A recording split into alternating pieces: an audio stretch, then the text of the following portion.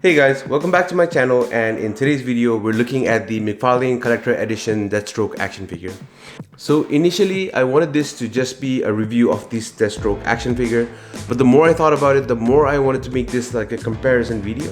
Because with this Deathstroke and the classic nature of the design, I wanted to take this figure and compare it to other classic versions of this action figure, specifically with the DCUC action figure that is in the very classic kind of attire, as well as the DC Icons action figure, and also my own version of this Deathstroke action figure. Take a look at all of these figures and compare basically what different things different companies have done, what I like, what I don't like, and just my personal opinions on this figure. With McFarlane coming to a close in 2026, mid-2026, I think this is probably going to be one of the last figures I get from them. I might get like a few here and there if things pique my interest, but I've kind of stopped collecting McFarlane because there are some bugbears I have with this line, but there's some really good features about McFarlane as well, especially with their character selection and the huge array of characters they provide already, and also going in depth into some of these action figures from these movies like Batman Forever, I think, Batman from the 1989 movie. All of those movies, I think those are really well done, and just having those figures represented in a very modern kind of aesthetic, I like that as well. But in the same vein, McFarlane has done some weird things with the articulation that I'm not a big fan of. Although they have done some things like the ball joints that have like a very seamless kind of design, which I like, there are some things that make the figure look a little bit janky, like the proportions are always all over the place, things like that.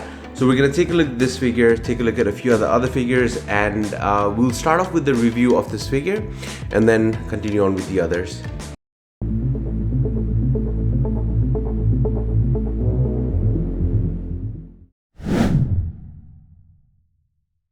So here we have McFarlane's Deathstroke with all of his accessories, and we'll probably take a look at the accessories first so that we can get them out of the way. So quickly we'll look at the action figure stand, which has a really cool DC logo stamped on it.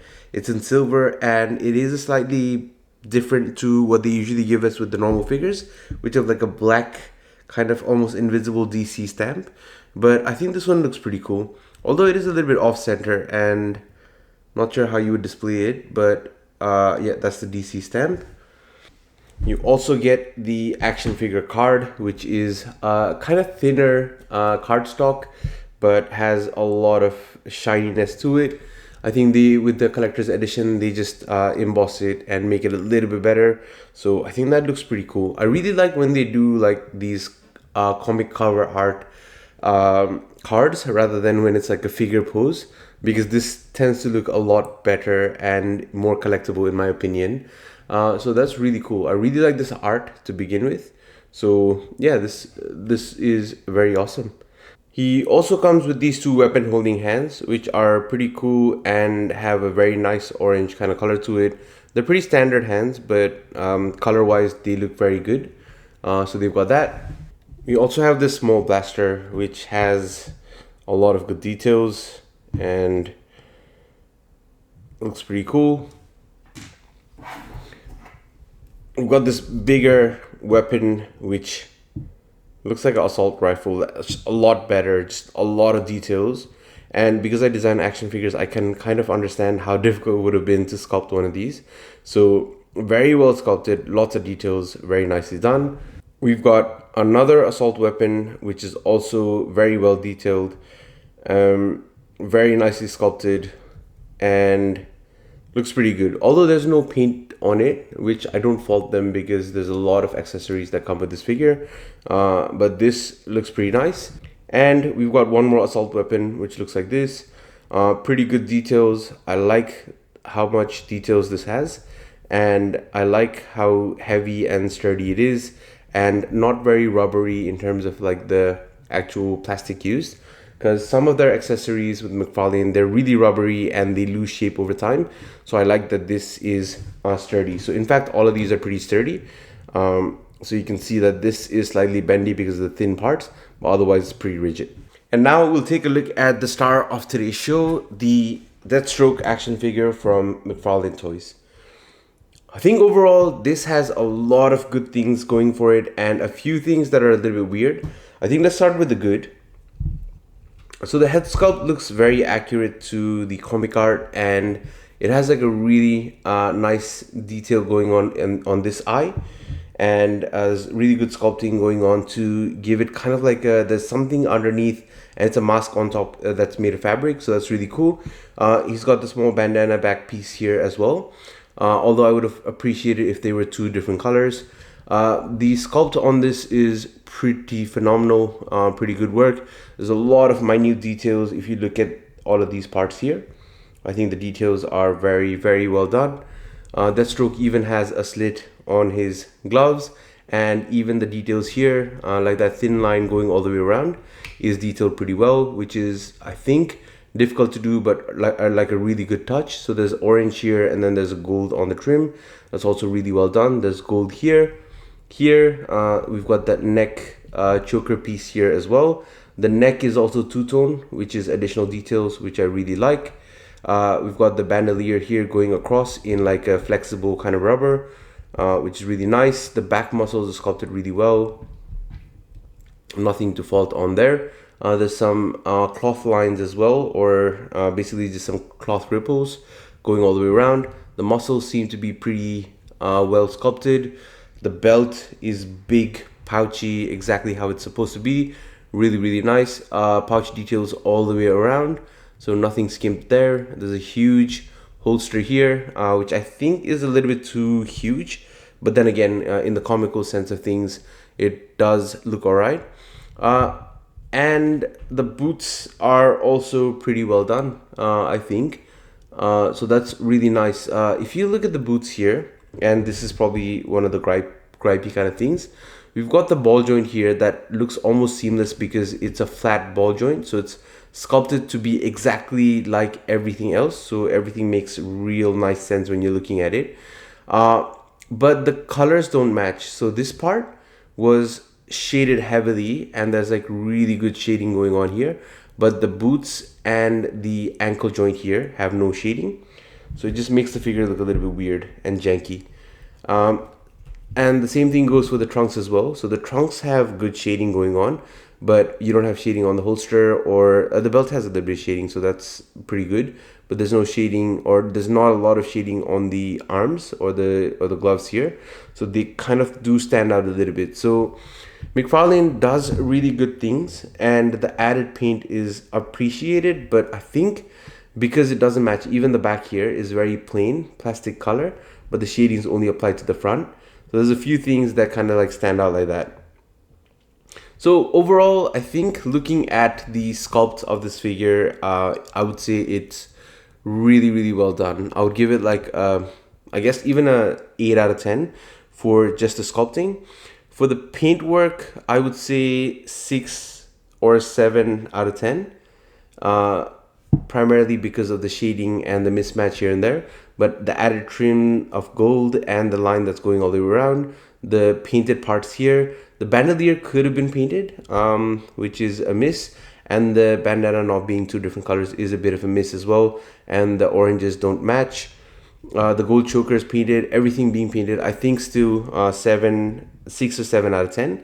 Before we continue, a quick word from today's sponsor, PCBWay. They've just launched their 8th project design contest, and it's open worldwide to makers, engineers, and hobbyists. This year's contest has 3 themes: electronic projects, mechanical projects, and AIoT projects. So whether you're into circuits, robotics, or smart devices, there's a category for you. Submissions are open until January 31st, 2026, and the prizes are pretty awesome, including an NVIDIA Jetson Orion Nano Developer Kit, a Raspberry Pi 5, and other cool hardware. Even if you don't win the top spots, there are popular design prizes and participation rewards like Raspberry Pi Picos, so it's worth entering. All you need to do is document your project with files, photos, and a clear explanation, then submit it through PCBWay's website. So if you've got a project idea, this is the perfect chance to share it with the global maker community. Check out the link in the description for all of the details, and thank you again to PCBWay for sponsoring this video. Now, another thing that's a bit of a gripe for me with McFarlane figures is the proportions, and for this figure, it could very well be that the belt is pretty humongous, so it makes the torso look very small. But the figure's torso does look very small, and the legs look incredibly long, which kind of throws it off a little bit. I mean, it's a good sculpted figure otherwise, but the proportions are just a little bit janky, and overall it kind of is a little bit off-putting. So I think just looking at it, it doesn't look that bad, but if you look at only the legs, they're just really long and weirdly proportioned. I think with some of the other parts as well. If we look at the artwork here, I think this is more representative of the cover art and not the actual pages. But there are a few things that I think proportion wise could have been done better. This being the cover art and being a lot more bulky, I don't think continues on in all the pages. So I don't mind a little bit slimmer of a Deathstroke here. But what I do not like is the long legs and just how weird it looks, even with these parts, because they're so long. It just adds to the length of everything. One of the things that I dislike about McFarlane toys and this figure as well is the weird proportions that McFarlane always seems to have. So with this figure as well, we can see that the length of the body is a lot shorter than the length of the legs.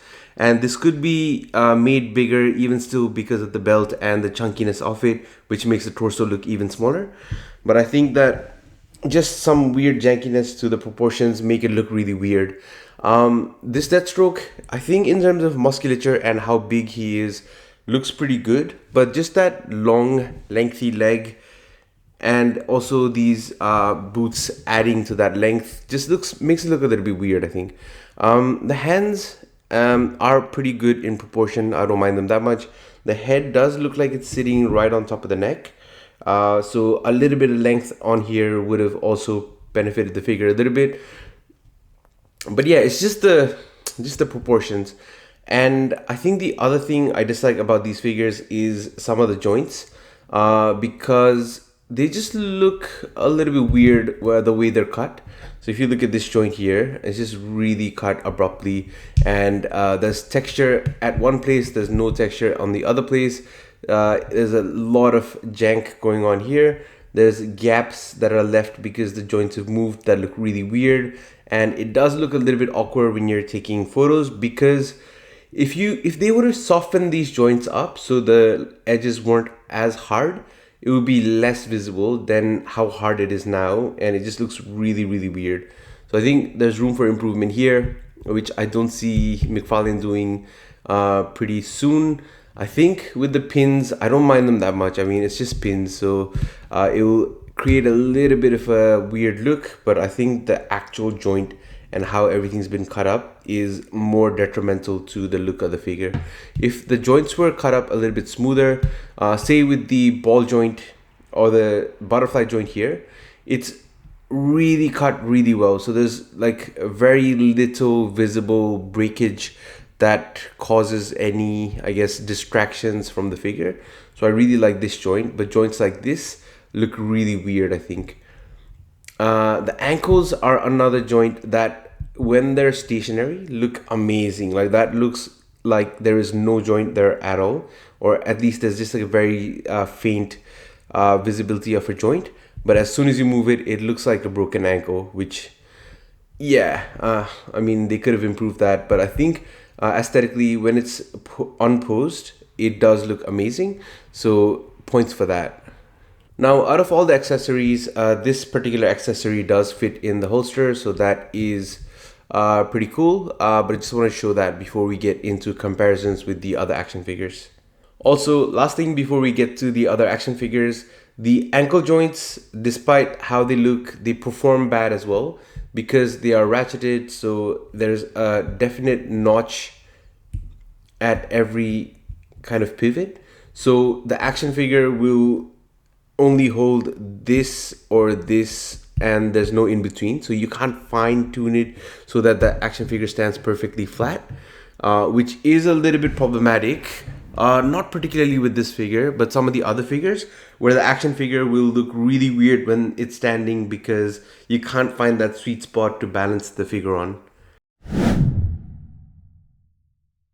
So on the extreme left here, we've got the DCUC Deathstroke action figure. Next to him, we've got the McFarlane figure that we're looking at in this video.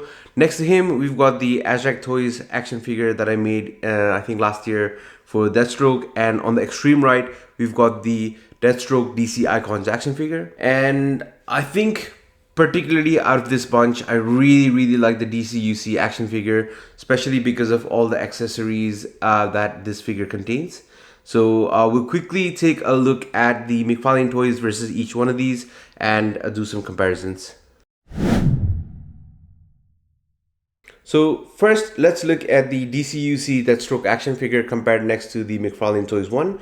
And immediately the scale is a little bit different. With DCUC, the scale is typically 6-inch, which I think is the sweet spot for myself because most of my collection is in that scale. The McFarlane being a lot bigger, it does make everything a little bit difficult to go together with.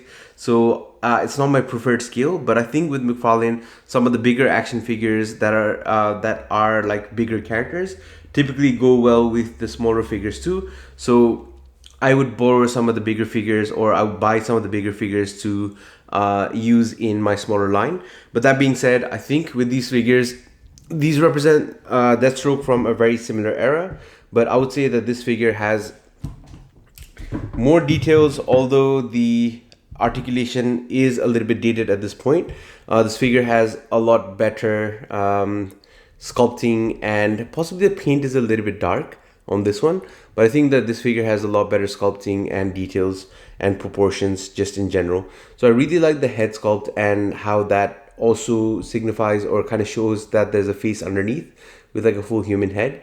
With the DCUC figures, the heads do look a little bit weird and kind of like flat for some reason. So it is an older figure, so I'll give it a pass.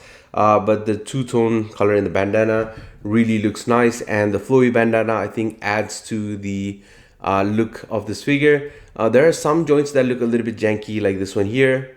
But it has been covered a little bit with this strap that's going in.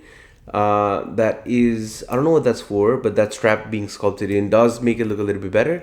I think that the bandolier is a bit cumbersome and a bit heavy, but I guess it kind of works for what it needs to be. His sword can be sheathed on him as well, and there is a small gun that can be taken out of the holster here.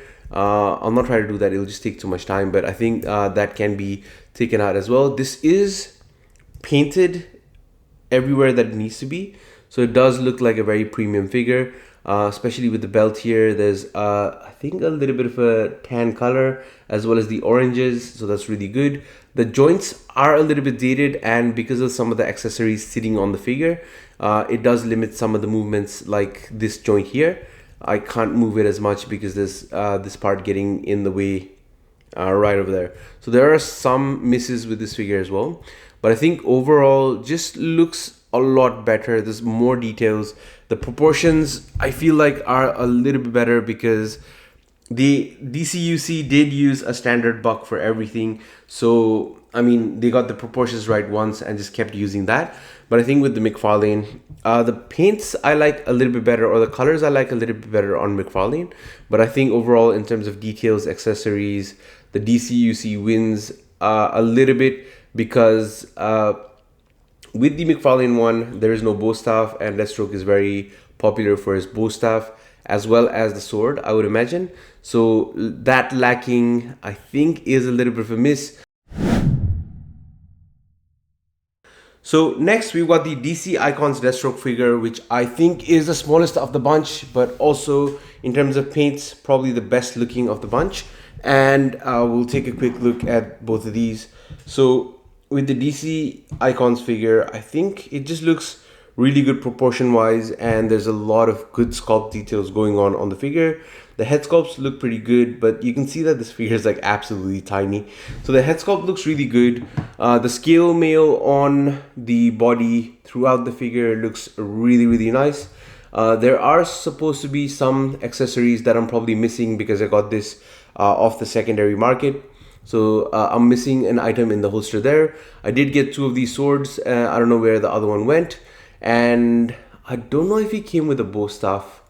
But yeah, This figure still looks pretty incredible. The shoulders are a bit narrow in terms of proportions, but the details like the two-tone in the bandana, the face sculpt looks pretty good. The bandolier is probably the best in terms of everything we've seen so far, because it's really soft and pliable, but it's painted and has good details. The scale mail looks really nice. The belt here has some explosive accessories as well. There is some paint missing on these parts here, which I don't know if that's intentional, but still doesn't look that bad. I think the joints, although it is choppy, it's softer than the McFarlane joints, and I'll show you the McFarlane joints again. It's softer than these joints because these are cut like really harshly. So even though these are very similar in terms of the joints, these are cut a little bit less harsh. Because these are cut a little bit less harsh, I think that makes it look a little bit better. It is a little bit lacking in terms of posability, but it's got the drop down legs here, which I think McFarlane probably wins in terms of posability with this figure. But overall, with this figure, it still looks really nice and it still has a lot of details, and the proportions I would say are a little bit better than McFarlane's. So a really great line that wasn't long-lived, it was short-lived and got cancelled pretty early on. But I think a really great action figure line, but just a little bit underscaled, but had some banger figures. And finally, we're looking at my homage to the Deathstroke action figure. This figure is 6-inch scale and takes heavy inspiration from the Mafex line of action figures. I did give him a few accessories like this head sculpt here that is sitting on a base bust that I created as well. So there's this head sculpt. We also have assault rifle that I have not painted, but I put like a little bit of details in there to make it look cool, I guess. So that looks all right. We've also got this weapon for him as well, which I put a lot of work into sculpting, and I think it looks pretty cool. So it comes with like a decent range of accessories, although I did not print the hands to hold them, which is my bad. But yeah, the figure was painted by my wife, and I'll quickly give you like a close-up. So this figure was painted by my wife, and she did make the blue here a little bit too shiny. She put a little bit of silver in there, so she didn't like it that much, but I don't mind it at all.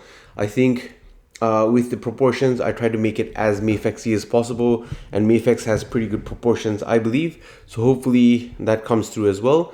I made the fold here a little bit smaller because I don't like it when it's too big, and I've tried to give it like very rounded joints so that it's seamless but still functional. And the joints I've tried to make as less janky as possible so that there is some breakage, but they don't look completely bad because the cuts are not as harsh.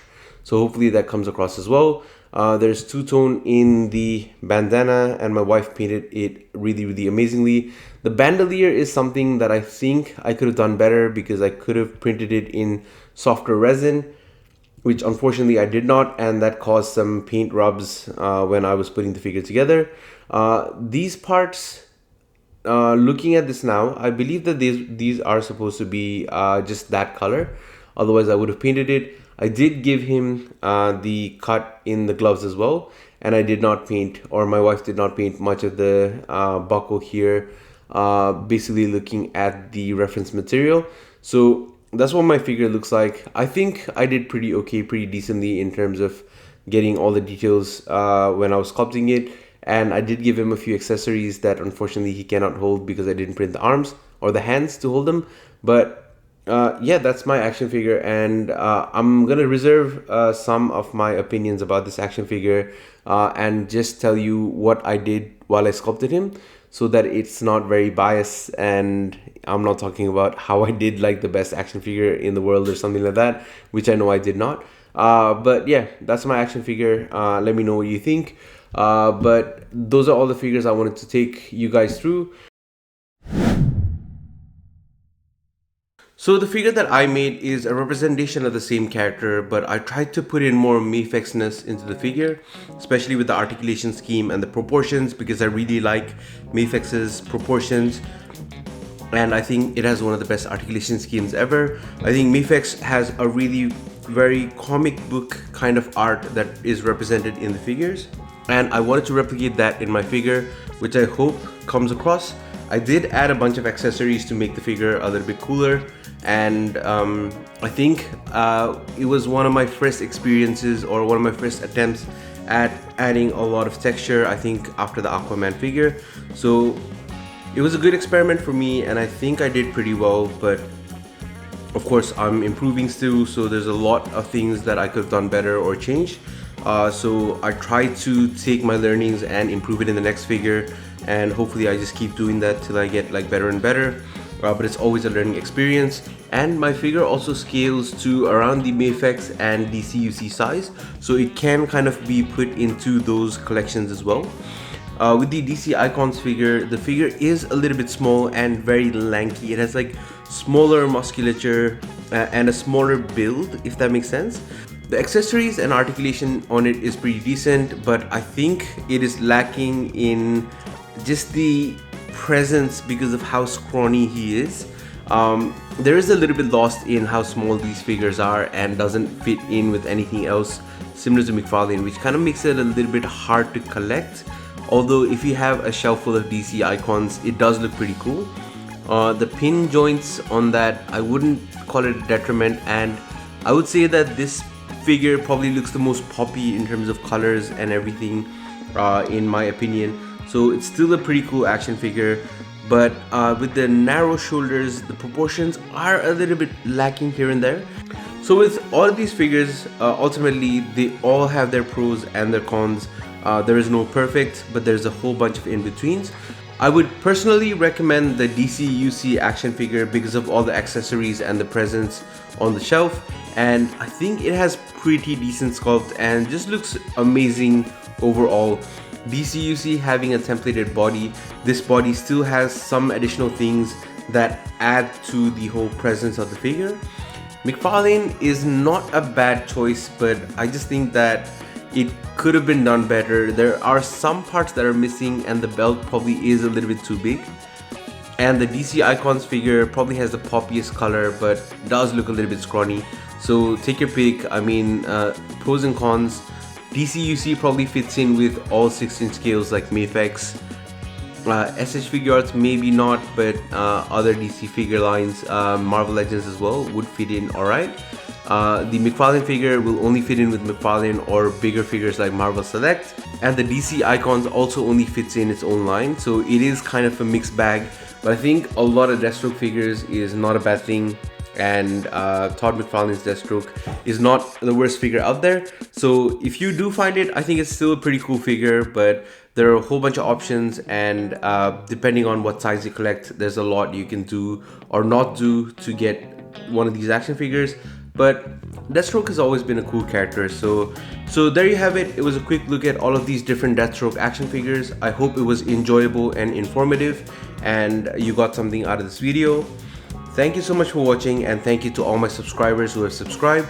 Thank you to the Patreons who support me immensely with all of my projects and my passion in doing all of this. Thank you for watching, and I hope you enjoyed this video. I'll see you in the next one.